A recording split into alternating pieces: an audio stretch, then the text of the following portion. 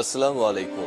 সবাইকে স্বাগত জানাচ্ছি। আমি নাসরুল ইসলাম তন্ময়। শুরুতে বিআরবি কেবল সংবাদ শিরোনাম জানিয়ে দেব এই মুহূর্তে হাতে পাওয়া সর্বশেষ গুরুত্বপূর্ণ আপডেট বাংলা সংবাদ। শুরুতেই থাকছে ঢাকা নিয়ে দিল্লি ওয়াশিংটনের 180 ডিগ্রি পরিবর্তন। বাংলাদেশ নিয়ে ভারত এবং যুক্তরাষ্ট্রের মনোভাবের ভিন্নতা কোনো গোপন বিষয় নয়। আওয়ামী লীগ সরকারের সময় বাংলাদেশের দুর্বল গণতান্ত্রিক ব্যবস্থা ও চরম মানবাধিকার লঙ্ঘনে যুক্তরাষ্ট্র একাধিকবার ভারতকে সতর্ক করে তাদের অবস্থান পরিবর্তনের চেষ্টা করেছে। কিন্তু গত 3 সপ্তাহে এই অবস্থানের 180 ডিগ্রি পরিবর্তন হয়েছে। এখন বাংলাদেশের সংখ্যালঘু তথা হিন্দুদের উপর নির্যাতন হচ্ছে। এই বিষয়টি নিয়ে যুক্তরাষ্ট্রের কাছে অভিযোগ করেছে ভারত। মার্কিন প্রেসিডেন্ট জো বাইডেন এবং ভারতের প্রধানমন্ত্রী নরেন্দ্র মোদীর মধ্যে সোমবার এক ফোন আলাপের পর দিল্লি এক সংবাদ বিজ্ঞপ্তিতে জানায় যে বাংলাদেশের পরিস্থিতি নিয়ে দুই নেতা উদ্বেগ প্রকাশ করেছেন এবং আইনশৃঙ্খলা পুনঃপ্রতিষ্ঠা করা, সংখ্যালঘু বিশেষ করে হিন্দুদের নিরাপত্তা নিশ্চিতের উপর জোর দিয়েছেন। অবশ্য ওই ফোন আলাপ নিয়ে একই দিন ওয়াশিংটন থেকে প্রকাশিত প্রেস বিজ্ঞপ্তিতে বাংলাদেশের বিষয়টি কোনো উল্লেখই ছিল না। আপাত দৃষ্টিতে মনে হচ্ছে ভারতের কাছে যেটি খুব বেশি গুরুত্বপূর্ণ সেটি যুক্তরাষ্ট্রের কাছে ঠিক ততটা গুরুত্বপূর্ণ নয়। এবারে জানাবো আত্মসাৎকারীদের স্থানীয় সম্পদ অধিগ্রহণের কাজ শুরু। অর্থ আত্মসাৎকারীদের স্থানীয় সম্পদ অধিগ্রহণ এবং বিদেশে পাচারকৃত অর্থ ফেরানোর কাজ শুরু করেছে অন্তর্বর্তীকালীন সরকার। জানাবো হাসনাত আবদুল্লার খোঁজ নিলেন বিএনপি নেতা তারেক রহমান।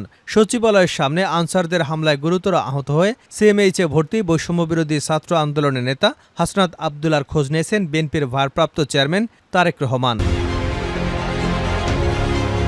এদিকে প্রধান উপদেষ্টার বিশেষ সহকারী হলেন বৈষম্যবিরোধী ছাত্র আন্দোলনের মাহফুজ আলম। অন্তর্বর্তীকালীন সরকারের উপদেষ্টা ডক্টর মোহাম্মদ ইউনূসের আরও একজন বিশেষ সহকারী নিয়োগ দেওয়া হয়েছে। তার নাম মাহফুজ আলম। তিনি বৈষম্যবিরোধী ছাত্র আন্দোলনের লিয়াজো কমিটির সমন্বয়ক। মাহফুজ আলম ঢাকা বিশ্ববিদ্যালয়ের আইন বিভাগের 15-16 শিক্ষাবর্ষের ছাত্র। এবারে থাকছে বিএনপির স্থায়ী কমিটির সদস্য ডক্টর এজেডএম জাহিদ হোসেন বলেছেন, প্রশাসনের সর্বোচ্চ পর্যায় থেকে নিম্ন পর্যায় পর্যন্ত প্রতিটি প্রতিষ্ঠানে তাদের অর্থাৎ আওয়ামী লীগের লোক বহাল তবিয়তে বসে আছে। কিছু লোক সরেছে মাত্র। এদের প্রত্যেককেই এসব জায়গা থেকে সরিয়ে দিতে হবে। এবং সর্বশেষ জানাবো আন্তর্জাতিক সংবাদ। বিস্ফোরক বোঝাই ইসরায়েলগামী জাহাজ আটকে দিয়েছে নামিবিয়া। মঙ্গলবার রাতে জাহাজটি আটকে দেয় নামিবিয়ান পোর্টস অথরিটি।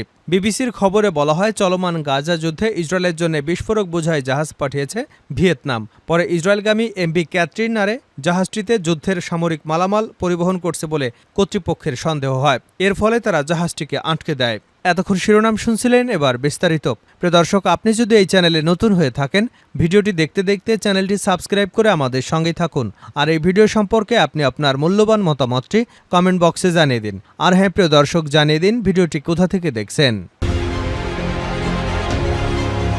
ঢাকা নিয়ে দিল্লি ওয়াশিংটনের 180 ডিগ্রি পরিবর্তন।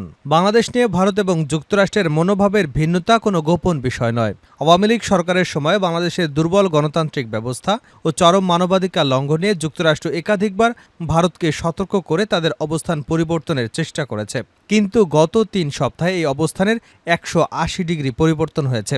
এখন বাংলাদেশের সংখ্যালঘু তথা হিন্দুদের উপর নির্যাতন হচ্ছে। এই বিষয়টি নিয়ে যুক্তরাষ্ট্রের কাছে অভিযোগ করেছে ভারত। মার্কিন প্রেসিডেন্ট জো বাইডেন এবং ভারতের প্রধানমন্ত্রী নরেন্দ্র মোদীর মধ্যে সোমবার এক ফোন আলাপের পর দিল্লি এক সংবাদ বিজ্ঞপ্তিতে জানায় যে বাংলাদেশের পরিস্থিতি নিয়ে দুই নেতা উদ্বেগ প্রকাশ করেছেন এবং আইনশৃঙ্খলা পুনঃপ্রতিষ্ঠা করা, সংখ্যালঘু বিশেষ করে হিন্দুদের নিরাপত্তা নিশ্চিতের উপর জোর দিয়েছেন। অবশ্য ওই ফোন আলাপ নিয়ে একই দিন ওয়াশিংটন থেকে প্রকাশিত প্রেস বিজ্ঞপ্তিতে বাংলাদেশের বিষয়ে কোনো কিছু উল্লেখ ছিল না। আপাত দৃষ্টিতে মনে হচ্ছে ভারতের কাছে যেটি খুব বেশি গুরুত্বপূর্ণ সেটি যুক্তরাষ্ট্রের কাছে অতটা গুরুত্বপূর্ণ নয়।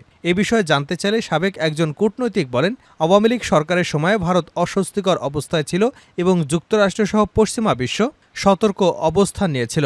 অন্যদিকে এখন দিল্লি সতর্ক অবস্থানে রয়েছে এবং পশ্চিমা বিশ্বে স্বস্তিকর অবস্থা বিরাজ করছে। মোটা দাগে সমীকরণ উল্টে গেছে। সংবাদ বিজ্ঞপ্তিতে বাংলাদেশ দুদেশের মধ্যে যখন রাজনৈতিক আলাপ হয় তখন দ্বিপাক্ষীয় বিষয়ের পাশাপাশি উভয় দেশের জন্য গুরুত্বপূর্ণ আঞ্চলিক ও বৈশ্বিক বিষয় নিয়ে আলোচনা হয়ে থাকে। তবে উভয় দেশের একটি অভিন্ন অবস্থান না থাকলে তৃতীয় দেশ নিয়ে আলোচনায় সাধারণত প্রকাশ করা হয় না। যেমন বাইডেন মোদি ফোন আলাপের পর উভয় দেশের সংবাদ বিজ্ঞপ্তিতে ইউক্রেন ইস্যুতে কথা হয়েছে বলে জানানো হয়েছে, কিন্তু শুধু ভারতের সংবাদ বিজ্ঞপ্তিতে বাংলাদেশের প্রসঙ্গটি এসেছে। এ বিষয়ে জানতে চাইলে নাম প্রকাশে অনিচ্ছুক সাবেক এক কূটনৈতিক বলেন, প্রতিবেশী হিসেবে বাংলাদেশ নিয়ে ভারতের যে স্বার্থ সেটি যুক্তরাষ্ট্রের স্বার্থের থেকে অনেক গুণ বেশি। বাংলাদেশকে কেন্দ্র করে ভারতের নিরাপত্তা, পানি বণ্টন, মানুষে মানুষে যোগাযোগ সহ বিভিন্ন স্বার্থ রয়েছে, যা যুক্তরাষ্ট্রের জন্য প্রযোজ্য নয়। ফলে বাংলাদেশ নিয়ে ভারতের প্রতিক্রিয়া অন্য যে কোনো দেশের থেকে বেশি হবে, এটাই স্বাভাবিক, এবং সেটির প্রতিফলন হচ্ছে সংবাদ বিজ্ঞপ্তিতে এককভাবে বাংলাদেশের বিষয়টি উল্লেখ করা। দক্ষিণ এশিয়ার বিভিন্ন সময়ে প্রতিবেশীদের সঙ্গে ভারতের সম্পর্কের টানাপোড়েন গেছে। পাকিস্তানের সঙ্গে দীর্ঘদিনের বৈরী সম্পর্কের পাশাপাশি মালদ্বীপ, শ্রীলঙ্কা বা নেপালের সঙ্গেও বিভিন্ন সময় ভারতের সম্পর্কের অবনতি দেখা গেছে। এই অঞ্চলে গুরুত্বপূর্ণ সম্পর্কের ক্ষেত্রে ভারতের কূটনৈতিক একমাত্র সফল উদাহরণ ছিল বাংলাদেশ, এবং সেটিরও অবনতি হয়েছে আওয়ামী লীগ সরকারের পতনের পরে। এ বিষয়ে আরেক সাবেক রাষ্ট্রদূত বলেন, গত 15 বছরে আওয়ামী শাসন আমলে বিভিন্ন সময় রাজনৈতিক বা অন্য কোনো অস্থিরতা ছিল, এবং তখন ভারতের অবস্থান ছিল একটি দেশের অভ্যন্তরীণ বিষয়। কিন্তু সাম্প্রতিক পট পরিবর্তনের পর ভারত প্রকাশ্যে উদ্বেগ প্রকাশ করছে। তিনি আরও বলেন, ভারতের প্রকাশ্য উদ্বেগে তাদের সংবাদ মাধ্যম প্রচার হচ্ছে, কিন্তু ভারত যদি প্রকাশ্যে উদ্বেগ প্রকাশ না করত তবে হয়তো সংবাদ মাধ্যম ভারতের কূটনৈতিক ব্যর্থতার খবর অধিক করে ছাপা হতো। বার্তা দিচ্ছে দিল্লি। দীর্ঘদিন বাংলাদেশের ক্ষমতায় যারা ছিল তাদের সঙ্গে অত্যন্ত নিবিড় সম্পর্ক বজায় রেখেছে ভারত, এবং ভিন্ন কোনো পক্ষের সঙ্গে সম্পর্কের বিষয়টি গুরুত্বের সঙ্গে নেয়নি দিল্লি। ফলে বাংলাদেশের রাজনৈতিক সম্পর্ক রক্ষার ক্ষেত্রে এক ধরনের শূন্যতার মধ্যে রয়েছে ভারত। এ বিষয়ে আরেক সাবেক কূটনৈতিক বলেন, প্রকাশ্যে উদ্বেগ জানানোর মাধ্যমে আওয়ামী লীগকে তারা বার্তা দিচ্ছে যে দিল্লি এখনও তাদের পাশে আছে। আত্মসাৎকারীদের স্থানীয় সম্পদ অধিগ্রহণের কাজ শুরু, প্রধান উপদেষ্টার কার্যালয়। অর্থ আত্মসাৎকারীদের স্থানীয় সম্পদ অধিগ্রহণ এবং বিদেশে পাচারকৃত অর্থ ফেরানোর কাজ শুরু করেছে সরকার। বুধবার অন্তর্বর্তীকালীন সরকারের প্রধান উপদেষ্টার কার্যালয় থেকে পাঠানো এক সংবাদ বিজ্ঞপ্তিতে এ তথ্য জানানো হয়েছে। এতে বলা হয়েছে, ব্যাংকগুলোর নতুন ব্যবস্থাপনা কর্তৃপক্ষ, বাংলাদেশ ব্যাংকের আর্থিক গোয়েন্দা বিভাগ, বিএফআইইউ, পুলিশের সিআইডি, দুদকের সহায়তায় আত্মসাৎকারীদের স্থানীয় সম্পদ অধিগ্রহণ এবং বিদেশে পাচার করা অর্থ প্রত্যাবাসনের মাধ্যমে আত্মসাৎ করা অর্থ পুনরুদ্ধারে কাজ শুরু হয়েছে। অর্থ প্রত্যাবাসনের বিষয়ে বিভিন্ন বিদেশি সংস্থার সহায়তা চাইতে ইতিমধ্যে যোগাযোগ শুরু হয়েছে।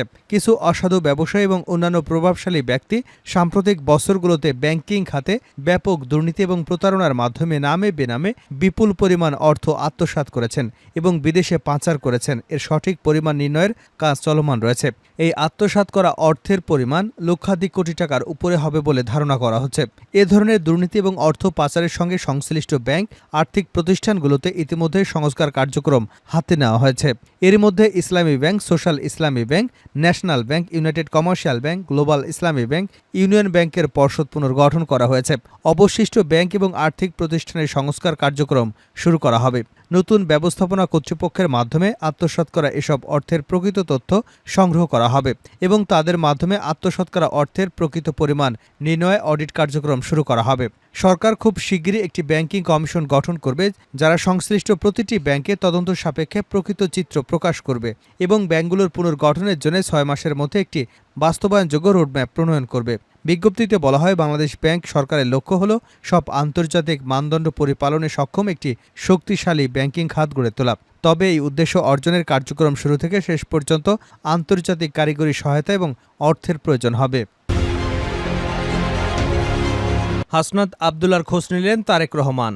সচিবালয়ের সামনে আনসারদের হামলায় গুরুতর আহত হয়ে সিএমএইচে ভর্তি বৈষম্য বিরোধী ছাত্র আন্দোলনের নেতা হাসনাত আবদুল্লার খোঁজ নিয়েছেন বিএনপির ভারপ্রাপ্ত চেয়ারম্যান তারেক রহমান। বুধবার বিকেলে বিএনপির স্বাস্থ্য বিষয়ক সম্পাদক ডাক্তার রফিকুল ইসলাম সিএমএইচে গিয়ে দলের ভারপ্রাপ্ত চেয়ারম্যান তারেক রহমানের পক্ষে তার শারীরিক অবস্থার খোঁজখবর নেন। আনসারের হামলায় গুরুতর আহত হয়ে সচিবালয়ের সামনে অচেতন অবস্থায় পড়ে থাকলে বিএনপির নেতাকর্মীরা তাকে মেডিকেলে ভর্তি করেন এবং সঙ্গে সঙ্গে আইসিইউর ব্যবস্থা করা হয়। তার গুরুতর আহতের খবর শুনে সেই সময় ঢাকা মেডিকেলে ছুটে যান দলের সিনিয়র যুগ্ম মহাসচিব অ্যাডভোকেট রুহুল কবির রিজভী। ডাক্তার রফিকুল ইসলাম সহ ড্যাবের চিকিৎসকরা তাকে তাৎক্ষণিক চিকিৎসার ব্যবস্থা করেন। প্রধান উপদেষ্টার বিশেষ সহকারী হলেন বৈষম্য বিরোধী ছাত্র আন্দোলনের মাহফুজ আলম।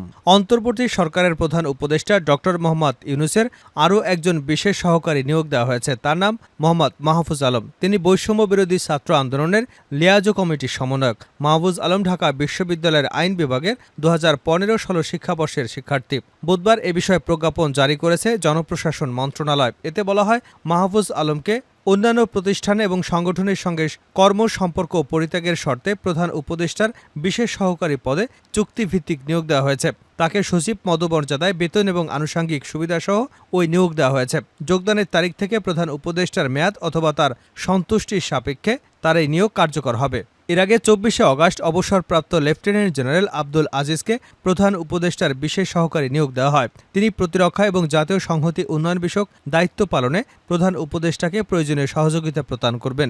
বিশেষ সহকারী পদে থাকাকালীন আব্দুল হাফিজ উপদেষ্টা পদমর্যাদা, বেতন ভাতা, আনুষঙ্গিক সুযোগ সুবিধা পাবেন। ছাত্র জনতার আন্দোলনের মুখে গত 5 অগাস্ট আওয়ামী সরকারের পতন হয়। এরপর 8 অগাস্ট নোবেল বিজয়ী অর্থনীতিবিদ ডক্টর মোহাম্মদ ইউনূসকে প্রধান উপদেষ্টা করে অন্তর্বর্তীকালীন সরকার গঠন করা হয়। এই সরকারের উপদেষ্টা হিসেবে আছেন বৈষম্য বিরোধী ছাত্র আন্দোলনের 2 সমন্বয়ক মোহাম্মদ নাহিদ ইসলাম এবং আসিফ মাহমুদ সজীব ভুঁইয়া, দুজনই ঢাকা বিশ্ববিদ্যালয়ের শিক্ষার্থী।